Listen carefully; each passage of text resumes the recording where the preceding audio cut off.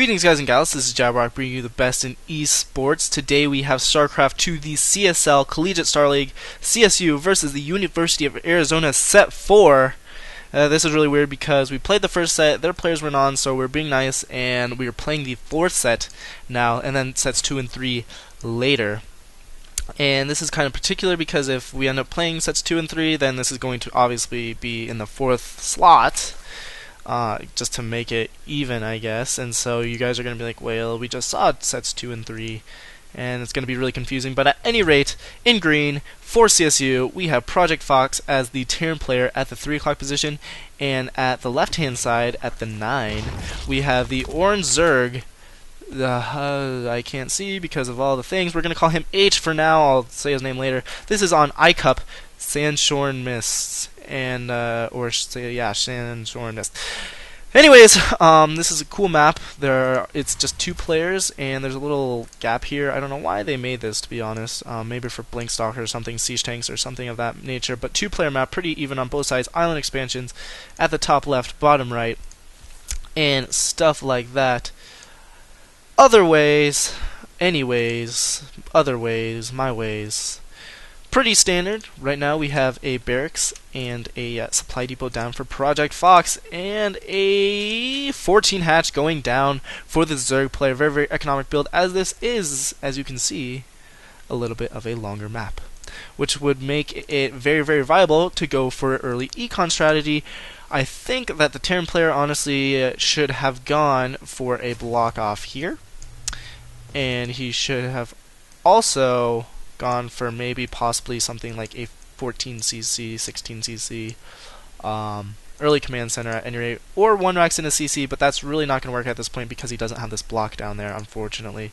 But definitely should go for more econ game unless he's planning on going for an all-in like 3 racks push or something of that nature, like even 4 racks. Just depending on exactly what he wants to do. But now I think he's already going to be a little bit behind. But, you know, if anyone can come back from it, it's projectfox. projectfox is a diamond player, and I believe that, let's see his name now, Haustka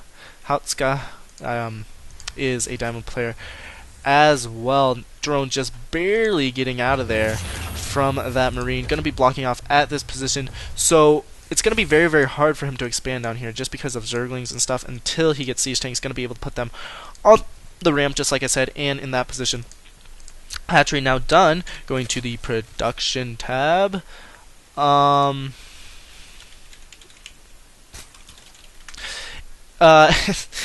sorry about that guy. He was asking if he made any mistakes. I could definitely tell him what he did, but yeah. At this point, we have Metabolic Boost going down for the Zerglings, as well as 2 Queens coming out. So both times we see the Zerg player opting to go for a little bit later Queens, but getting them up at the exact same time. Not going to hurt them too much. But in my opinion, I think that you should go for the Queen a little bit earlier. Starport going down for the Terran player.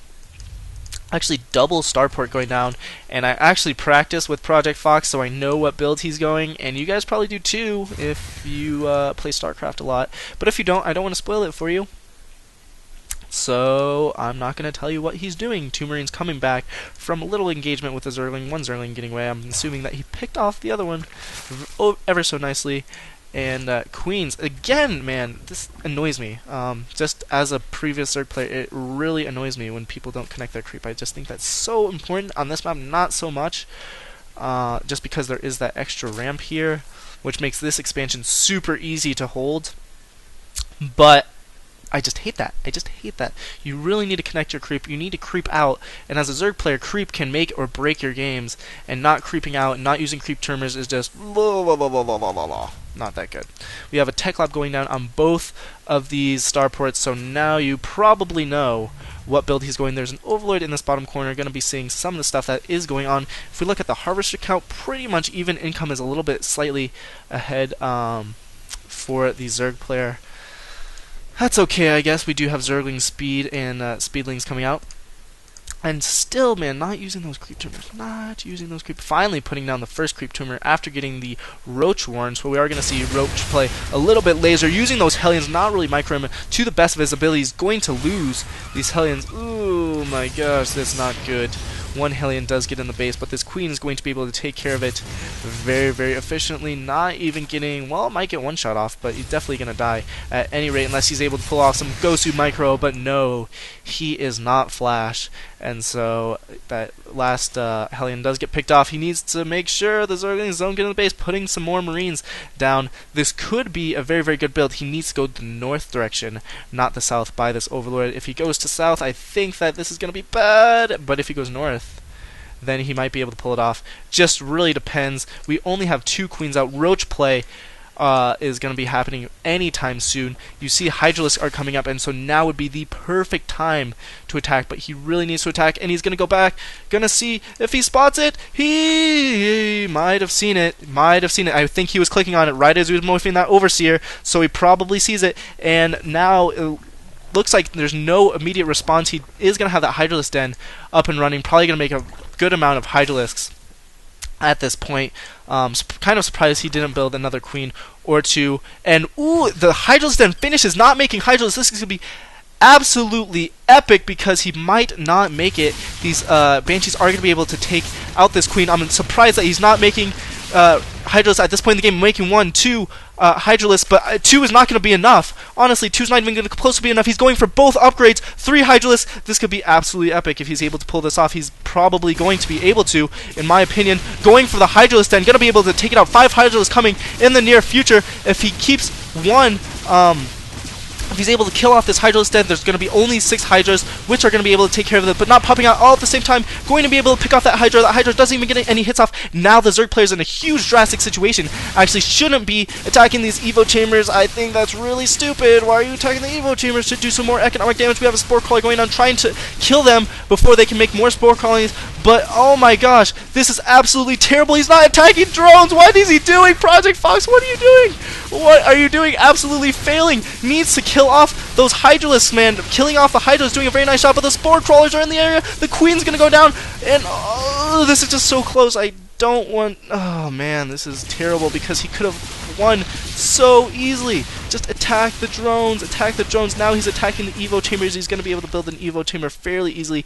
The Zerg player is at 3 bases, and the Zerg player, both players actually building up quite the investment of minerals, not doing too much micro other than the super standard. We do have 2 Banshees in the area, going to be super annoying for the time being, but really we just have more Spore Crawlers going off. Honestly, I don't know what's going on. I don't know who's ahead or who's behind or anything. 2 more Banshees coming out.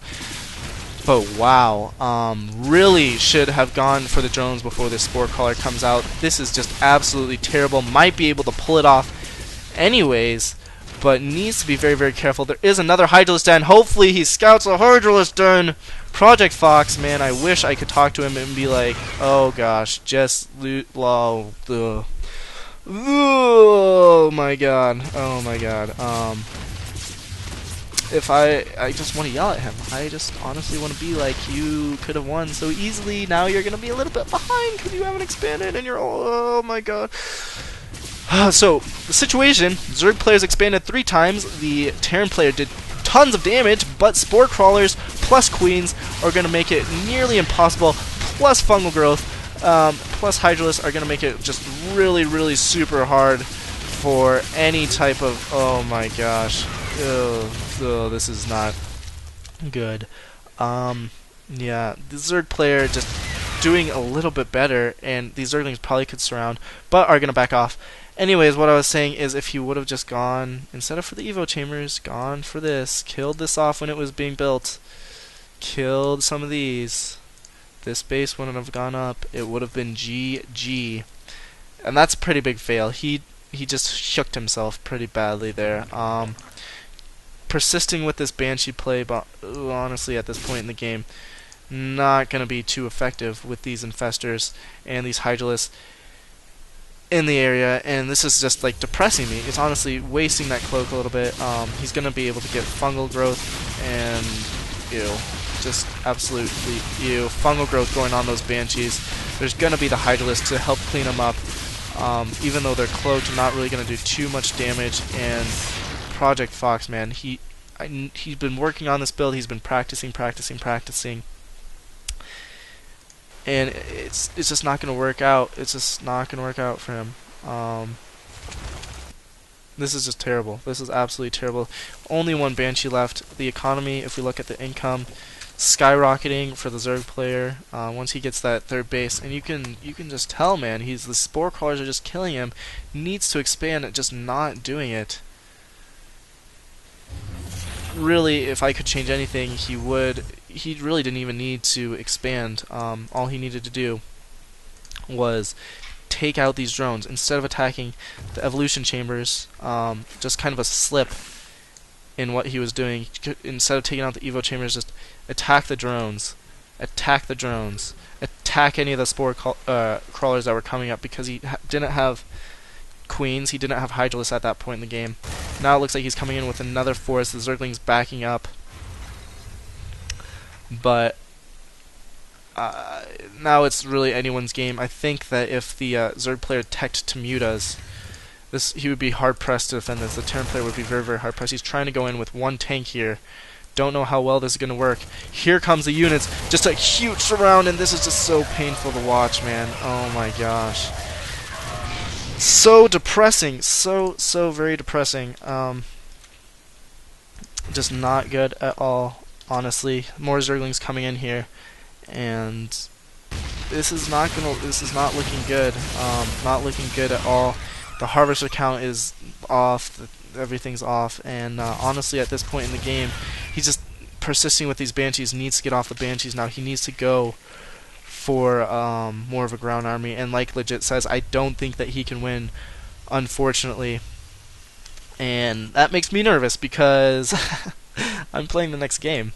Hopefully, if the player that I'm playing gets on. If he doesn't, then I get an auto win, which is cool too, I guess. But I actually really want to play because I've been practicing a lot, and just see how well I can do against this #1 diamond guy.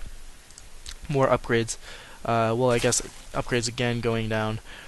For the Zerg player, going to be at 1-1 with Hydralisk range, and that's going to pretty much be it. I mean, he's at 3 bases. The Terran player's at 2. This is okay in normal situations, but the Terran player has no ground army.